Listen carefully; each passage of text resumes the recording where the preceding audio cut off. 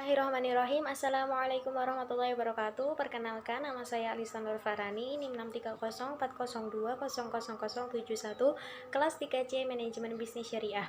Dibuatnya video ini adalah untuk memenuhi tugas akhir semester saya pada mata kuliah Teori Ekonomi Mikro Islam yang diampu oleh Bu Arna Asna Anissa, SE MSI. Tema yang saya ambil untuk tugas kali ini adalah struktur pasar dalam Islam. Tahukah teman-teman apa pasar itu dan bagaimana struktur di dalamnya?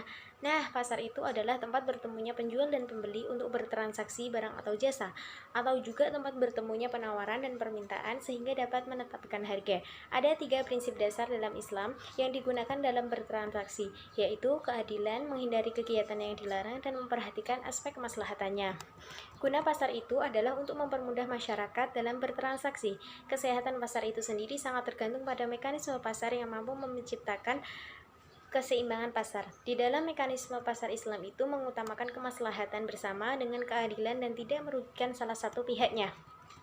Sedangkan struktur pasar adalah berbagai hal yang dapat mempengaruhi tingkah laku dan kinerja perusahaan, serta skala produksi dan jenis produksinya. Struktur pasar ini sangat penting karena berkaitan dengan harga yang akan diterima oleh konsumen. Struktur pasar juga akan mempengaruhi tingkat efisien. Jadi semakin tinggi jumlah pelaku yang ada dalam pasar, maka tingkat persaingan pun juga akan semakin tinggi pula. Dalam struktur pasar Islam, harga yang tercipta adalah harga yang adil. Adil tersebut berarti tidak merugikan konsumen maupun produsennya. Struktur pasar ini terbagi menjadi 2 macam, yaitu pasar persaingan sempurna dan pasar persaingan tidak sempurna. Dalam pasar persaingan sempurna merupakan struktur pasar yang paling ideal karena sistem pasar ini adalah struktur yang akan menjamin terwujudnya kegiatan produksi yang tinggi efisiensinya. Dalam pasar ini, perusahaan tidak dapat menentukan harga produksinya. Yang menentukan harga adalah pasar. Produsen hanya mengambil harga yang ditetapkan oleh pasar dan masing-masing produsen bertindak sebagai price taker.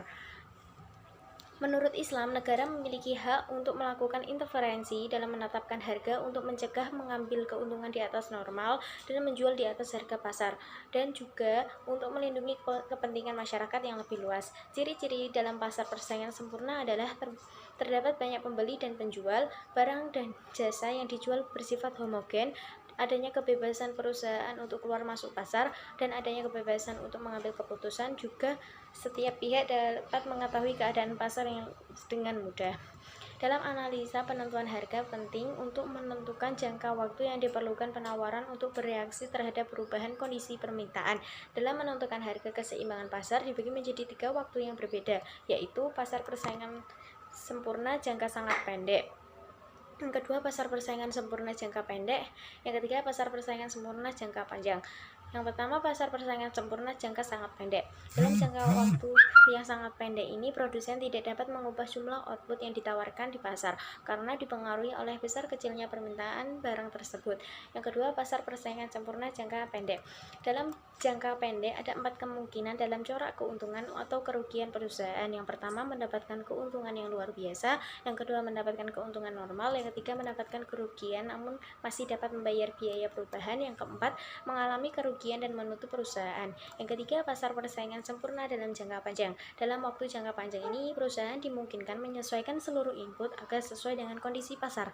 Dalam jangka waktu panjang ini, jika perusahaan ingin memaksimalkan laba, maka perusahaan akan memproduksi tingkat output di mana harga sama dengan ongkos marginal jangka panjang.